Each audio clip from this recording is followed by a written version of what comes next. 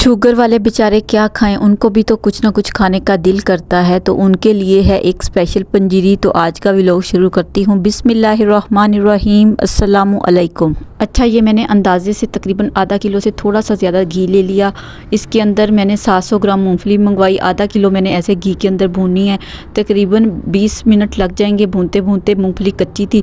फिर उसके बाद मैंने मूंगफली का पाउडर जो चॉप किया हुआ था उसको भूना। तकरीबन 3 मिनट शायद लग गए थे मुझे भूनते भूनते। भूनना है बिल्कुल हल्की आंच पर। पहले मूंगफली कच्ची साबुत भूननी है, अच्छी लगती। अगर आपको साबुत अच्छी नहीं लगती तो बेशक आप सारी को चॉप कर लें। चॉप की हुई मूंगफली के ऊपर टाइम थोड़ा लगेगा भूनते हुए।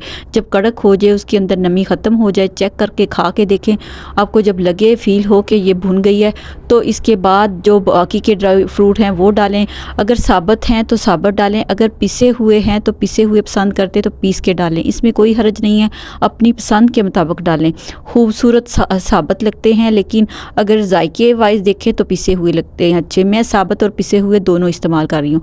कुछ चीज़ों को मैंने पीस लिया था। यहाँ पे बादाम है, कुछ पाउडर है बीच में, कुछ साबुत है, दोनों तरह के हैं। इनको भी मैं थोड़ा सा भूनूंगी तकरीबन 1 मिनट, क्योंकि घी गर्म है, हल्की आंच पे भूनना है। बस सिर्फ ये है कि मसाले ड्राई फ्रूट थोड़े ठंडे होते हैं ना तो नमी आ जाती। ये है अखरोट, ये भी 1 पाव लिया था। बादाम मूंगफली ज़्यादा थी, अखरोट कम थे।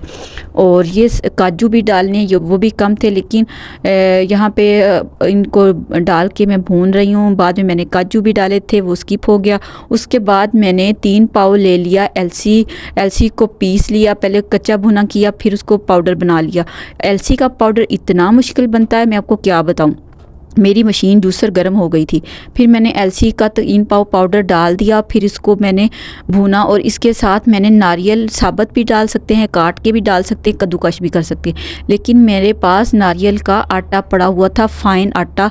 ये भी मिल जाता है किसी बड़े स्टोर से। नहीं मिलता तो फिर आप अपना नारियल लेके उसको पसवा लें, बिल्कुल चॉप कर लें, तो वो भी आटा बन जाएगा इसका। फिर इसमें एलसी और नारियल एक ही वज़न के 3 पाव लिए, यानी कि 700 ग्राम तक। तो इनको इसी घी में मैं भून रही हूँ। बस अब तो चूल्हा मैंने नीचे से बंद कर दिया। उसी गर्म घी में थोड़ा सा भून लेना है। इसके अंदर बस चीनी नहीं डालनी, इस बात का ख्याल रखना है, कुछ भी नहीं डालना मीठे के लिए। अगर आपको मीठा खाना पसंद है तो ऊपर से थोड़ा सा एक स्वीटनर पाउडर मिलता है तो वो डाल सकते हैं। वो भी ऊपर से जब खाने लगे तो 1 चुटकी वो डाल ली और इसको मिक्सअप कर लिया।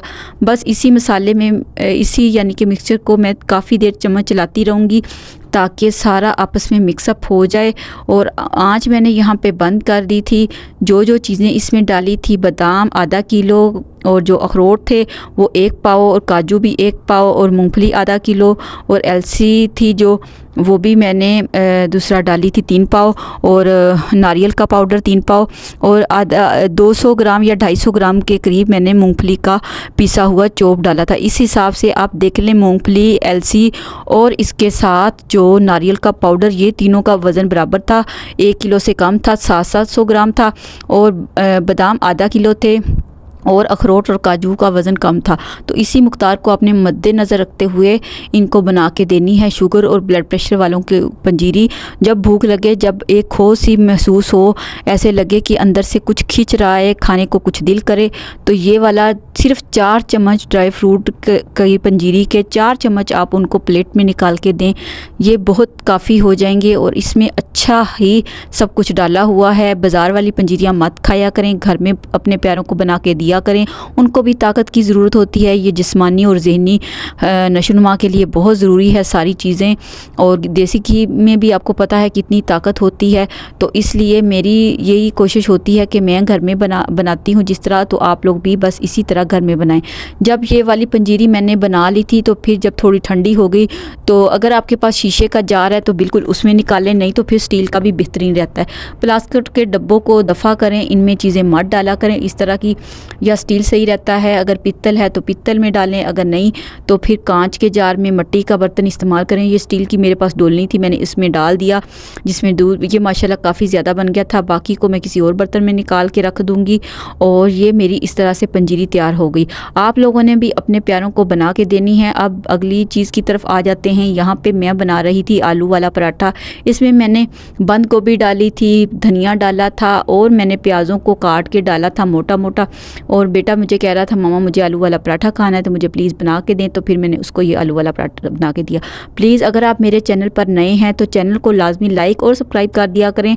आपकी लाइक और सब्सक्राइब करने से मेरा हिम्मत, हौसला सब कुछ बढ़ जाता है और मैं हाइट वाइज भी लंबी हो जाती हूँ और ख़ुशी के मारे मेरा बुरा हाल हो जाता है जब आप मेरी वीडियो को लाइक करते हैं, सब्सक्राइब करते हैं। प्लीज़ मेरी वीडियो को स्किप भी ना किया करें। यहाँ पे आलू वाला पराठा बड़ा ही ज़बरदस्त बन रहा है। कुछ उदासियाँ तो इंसान को तोड़ने नहीं बनाने आती हैं। कुछ उदासियाँ वो खामोश दस्तक होती हैं जो दिल के दरवाजे पर आकर कहती हैं अब रुक जाओ, सोचो और ख़ुद को पहचानो। हर आंसू कमज़ोरी की निशानी नहीं होता, कुछ आंसू आँखों को साफ करने आते हैं ताकि इंसान जिंदगी को पहले से ज्यादा वाज़िया देख सके। आपने नोट किया है कि कुछ उदासियां मंजिल की पहली सीढ़ी की तरह होती हैं जहां से इंसान आगे बढ़ता है। सीढ़ी का पहला स्टेप ही इंसान को बुलंदी की तरफ ले जाने की उम्मीद दिलाता है। अगर ये उदासी ना हो तो इंसान खुद को कभी ना जानने, ना अपनी ताकत को पहचाने, ना ही अपने रब की तरफ लौटे। लो भाई पकड़ो, पराठा देखो कितना ही ज़बरदस्त, कितना ही खाने में मज़े का और बड़ा ही जायकेदार बना है,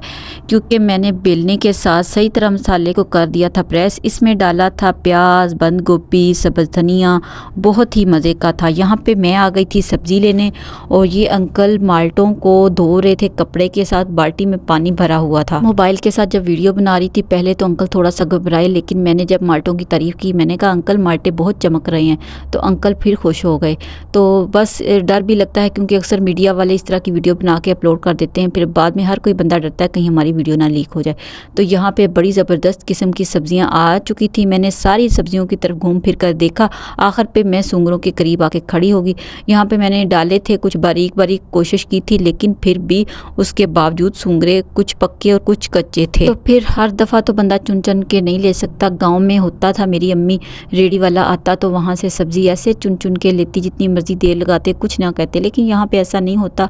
हाँ, इतनी टाइम नहीं होता चुनने का, शायद ये वजह है, वरना हस्बैंड ने मेरे ने बच्चों को लेने जाना था स्कूल और मुझे कह रहे थे बस जल्दी करो जल्दी करो, तो जल्दी जल्दी में मैंने शापर भर लिया और उसमें से आधे कच्चे और आधे पक्के थे। यहाँ पे मूलियों के पास पड़ी हुई थी ज़बरदस्त किस्म की कच्ची हल्दी, ये भी आई हुई थी। मैंने सोचा कि कच्ची हल्दी भी लूँगी या इकट्ठी मंगवा लूँगी, 10 किलो काफ़ी रहेगी। तो मैंने हल्दी का रेट पता किया तो ये मिल रही थी 400 रुपये पाओ या किलो, इस तरह से थी, कुछ मुझे याद नहीं। खैर सूंगरों को आधा किलो जो मैंने लिए थे इसका वेट किया, फिर मुझे माल्टे अच्छे लगे वो भी मैंने डाल लिए। तो इस तरह करते कराते सब्ज़ी कंप्लीट हुई मेरी। तो यहाँ पे मैंने सब्ज़ी उठाई और गाड़ी की तरफ चल दी।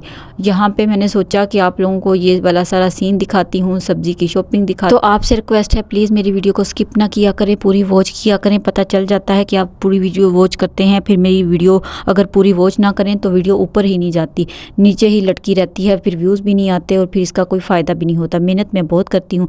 चैनल को लाइक और सब्सक्राइब लाजमी किया करें, मुझे हौसला मिलता है लाइक करने से, सब्सक्राइब करने से। आपसे इजाज़त चाहती हूँ। अल्लाह हाफ़िज़।